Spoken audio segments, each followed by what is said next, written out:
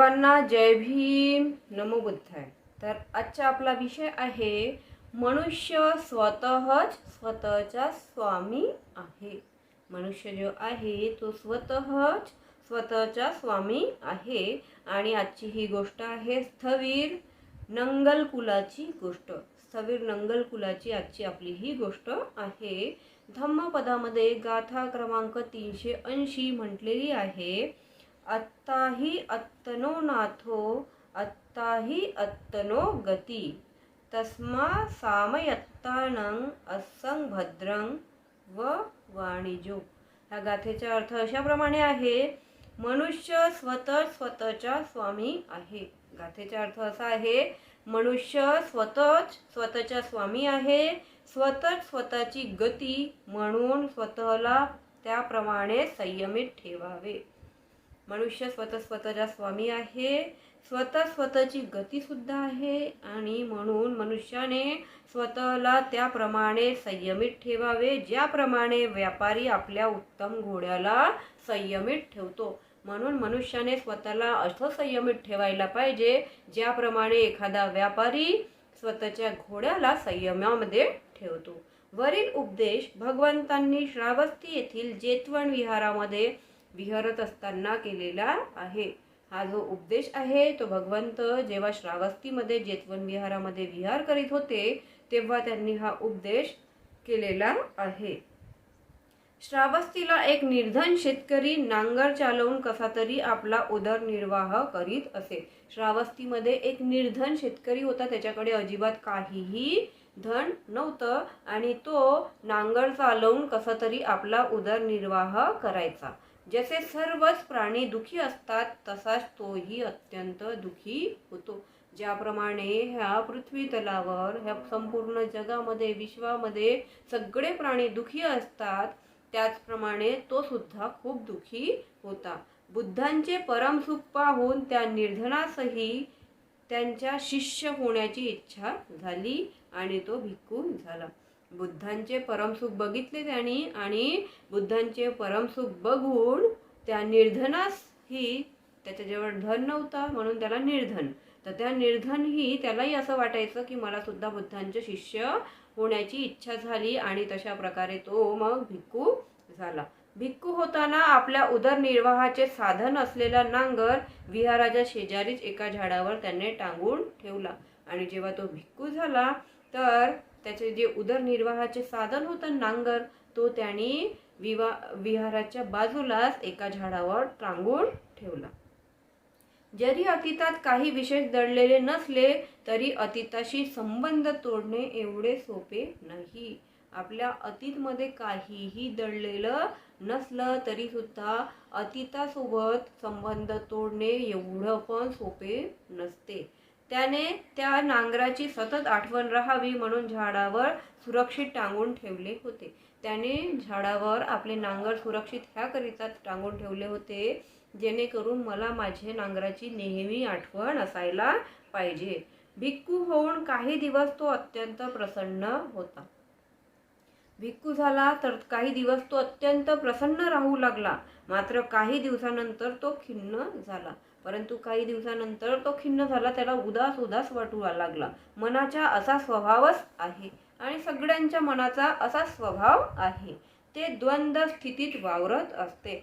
आपले जे मन असते ते द्वंद्व स्थितीमध्ये वावरत असते। एका अतीतून दुसऱ्या अतीत हेलकावे खात असते। मनुष्याचे मन एका अतीतातून दुसऱ्या अतीमध्ये हेलकावे खात असते। त्याने अंगीकारलेल्या वैराग्यापासून त्याला वैराग्य प्राप्त झाले। तो विचार करू लागला, या भिक्खू जीवनापेक्षा तर गृहस्थी जीवनच बरे होते। आणि तो भिक्खू विचार करू लागला की ह्या भिक्खू जीवनापेक्षाही गृहस्थी जीवनच बरे होते। मी कशाला हे संन्यासी जीवन पत्करले, मी कशाला तरी हे संन्यासी जीवन पत्करले, मी गृहस्थच छान होतो। ह्या जीवनात काय सार आहे? आणि अशा प्रकारे तो विचार करू लागला की ह्या जीवनात माझे काय सार आहे। म्हणून भिक्खू जीवन त्यागण्यासाठी व पुन्हा गृहस्थ होण्यासाठी नांगर टांगलेल्या त्या वृक्षाकडे तो गेला।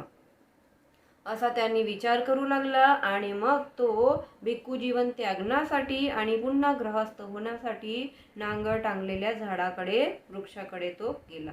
तेथे पोहोचता पोहोचताच त्याला आपली मूर्खता दिसून आली.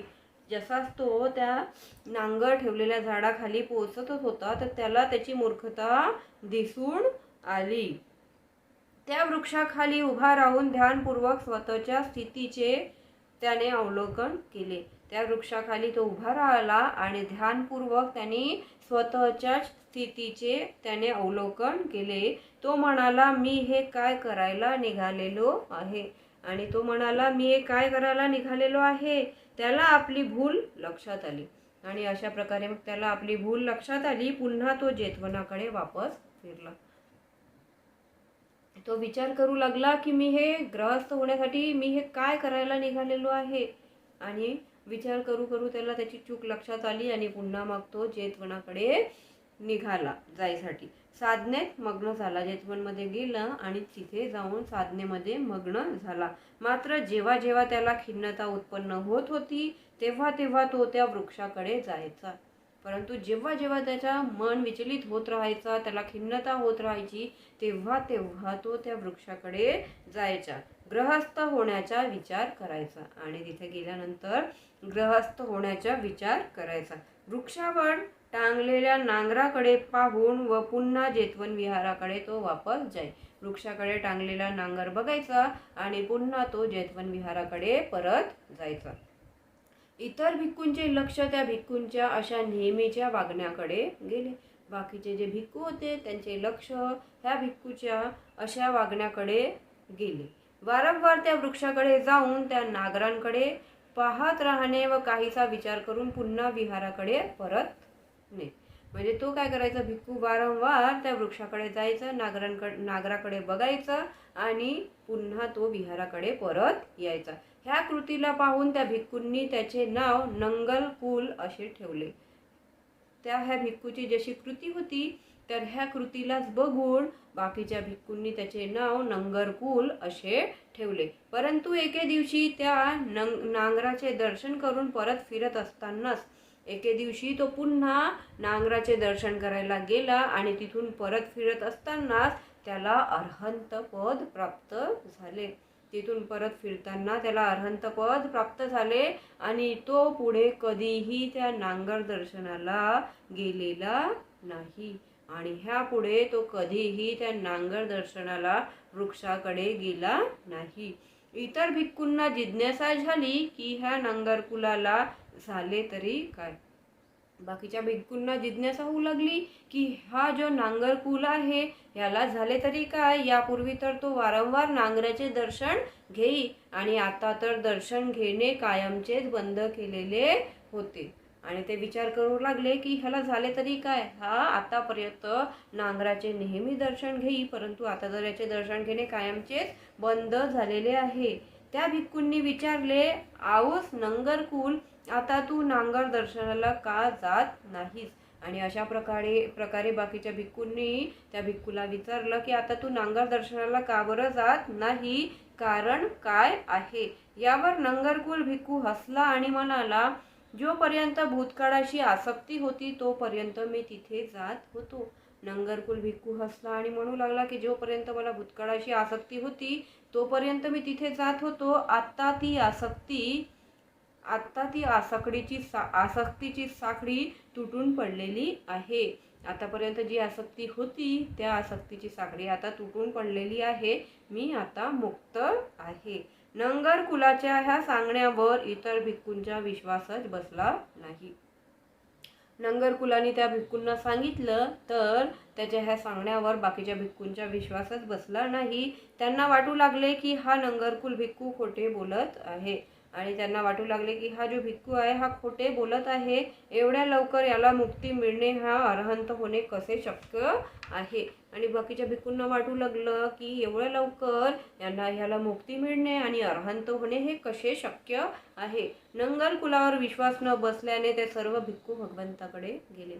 नंगर कुलावर विश्वास त्यांच्या काही बसला नाही म्हणून ते विचारपूस करण्यासाठी भगवंताकडे गेले व हा नंगरकुल खोटे बोलत असल्याची तक्रार त्यांनी भगवंताकडे केली. आणि त्यांनी मग भगवंतांना सांगितलं की हा नंगरकुल जो आहे भिक्खू तो खोटं बोलत आहे. म्हणाले, भगवान, हा नंगरकुल भिक्खू वारंवार नांगराचे दर्शन घेण्यास नांगर टांगलेल्या वृक्षाकडे जात असायचा आणि आता तो स्वतःला मुक्त झाल्याची घोषणा करीत आहे. आणि त्या सगळ्या भिक्खूंनी भगवानला म्हणाले, भगवान, हा नंगरकुल भिक्खू वारंवार नांगराचे दर्शन घेण्यास नांगर टांगलेल्या वृक्षाकडे जात असायचा आणि आता तो स्वतःला मुक्त झाल्याची घोषणा करीत आहे. हा म्हणतो की मी अरहंत झालेलो आहे. आणि ते सगळे भिक्खू भगवंतांना सांगतात की हा म्हणतो की मी अरहंत झालेलो आहे. भगवान, आम्हास वाटते की हा नंगरकुल खोटे बोलत आहे. आणि मग असे म्हणतो की भगवान, आम्हाला वाटते की हा जो नंगरकुल आहे तो खोटे बोलत आहे. भगवंतांनी करुणेने त्या प्रश्नकर्त्या भिक्खूकडे पाहिले आणि म्हणाले, भिक्खूंनो, माझा पुत्र नंगरकुल याने आपल्या भिक्खू जीवनाचे सार्थक केलेले आहे. भगवंतांनी करुणेने त्या सगळ्या भिक्खूंकडे बघितलं आणि म्हणाले, माझा पुत्र नंगरकुल याने आपल्या भिक्खू जीवनाचे सार्थक केलेले आहे. भिक्खू होण्याचा त्याचा उद्देश सफल झालेला आहे. आणि भिक्खू होण्याचा जो त्याचा उद्देश होता तो सफल झालेला आहे. त्याला जे प्राप्त करावयाचे होते ते त्याने प्राप्त केलेले आहे. त्याला जे प्राप्त करायचे होते ते त्यांनी प्राप्त केलेले आहे आणि जे सोडायचे होते ते त्याने सोडून दिलेले आहे. तो नक्कीच मुक्त झालेला आहे, अरहंत झालेला आहे. आणि अशा प्रकारे तो नक्कीच मुक्त झालेला आहे, अरहंत झालेला आहे असे सांगून भगवंतांनी पुढील 2 गाथा म्हटलेल्या होत्या. अत्तना चोदयतानं पटिमासे अत्तमत्तना सो अत्तगुत्तो सत्तिमा सुखं भिक्खू विहाहिसी अत्ताही अत्तनो नातो अत्ताही अत्तनो गती तस्मा समायत्तानं असं भद्रं व वाणिज्यो.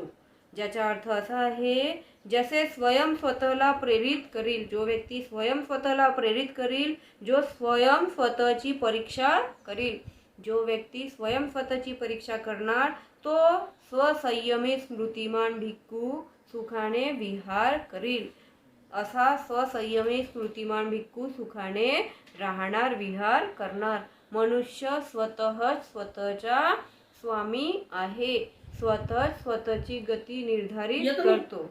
म्हणून एखादा व्यापारी जसा आपल्या सुंदर घोड्याला संयमित ठेवतो त्याचप्रमाणे त्याने स्वतःला संयमित ठेवावे. म्हणून एखादा व्यापारी जसा आपल्या सुंदर घोड्याला संयमित ठेवतो त्याचप्रमाणे त्याने स्वतःला संयमित ठेवावे. भगवंतांच्या वरील उपदेश ऐकून बरेचसे श्रोतागण भिक्खू श्रोतापत्ती फलात प्रविष्ट झाले. भगवंतांच्या वरील उपदेश ऐकून बरेचसे श्रोतागण भिक्खू श्रोतापत्ती फलामध्ये प्रविष्ट झाले. तर आजची आपली ही गोष्ट होती, मनुष्य स्वतःचा स्वामी आहे, स्वतःचा मालक आहे, स्वतःच्या त्याला कोणीही ऑर्डर देऊ शकत नाही कुठलाही काम करण्यासाठी. स्वतःचा मालक आहे आणि स्वतःचा स्वामी आहे. स्वतःला बदलवू पण शकतो, स्वतःला वाईट सवयी पण लावू शकतो आणि चांगल्या सवयी सुद्धा लावू शकतो. आणि आजची आपली ही गोष्ट होती स्थविर नंगरकुलाची गोष्ट. स्थविर नंगरकुलाची आजची आपली ही गोष्ट होती. साधू साधू साधू.